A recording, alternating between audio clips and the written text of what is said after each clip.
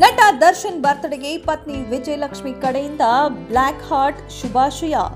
ಏನಿದರ ಅರ್ಥ? ಸ್ಯಾಂಡಲ್ವುಡ್ನ ನಟ challenging star Darshan birthday ಸಂಭ್ರಮದಲ್ಲಿದ್ದಾರೆ.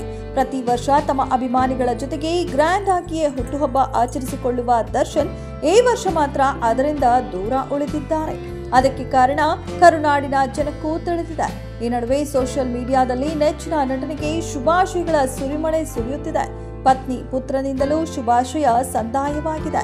February 16 1977ರಲ್ಲಿ ಹುಟ್ಟಿದ ದರ್ಶನ್ ಇದೀಗ ತಮ್ಮ 48ನೇ ಬರ್ತ್ಡೇಯನ್ನ ಆಚರಿಸಿಕೊಂಡಿದ್ದಾರೆ. ಪ್ರತಿ ವರ್ಷ ಸಾವಿರಾರು ಅಭಿಮಾನಿಗಳ ಸಮ್ಮುಖದಲ್ಲಿ ತಮ್ಮ ಹುಟ್ಟುಹಬ್ಬವನ್ನ ಸೆಲೆಬ್ರೇಟ್ ಮಾಡಿಕೊಳ್ಳುತ್ತಿದ್ದ ದರ್ಶನ್ ಈ ವರ್ಷ ಆ ಸಂಭ್ರಮದಿಂದ ದೂರ ಉಳಿದಿದ್ದಾರೆ. ಈ ಸಲದ ಬರ್ತ್ಡೇ ಆಚರಣೆಯಿಂದ ನಾನು ದೂರ ಇರುವ ಬಗ್ಗೆಯೂ ನಟ ದರ್ಶನ್ ಕೆಲ ದಿನಗಳ ಹಿಂದೆಯಷ್ಟೇ ಸೋಷಿಯಲ್ ಮೀಡಿಯಾದಲ್ಲಿ ಸುದೀರ್ಘವಾದ ವಿಡಿಯೋವೊಂದನ್ನು ಹಂಚಿಕೊಂಡಿದ್ರು.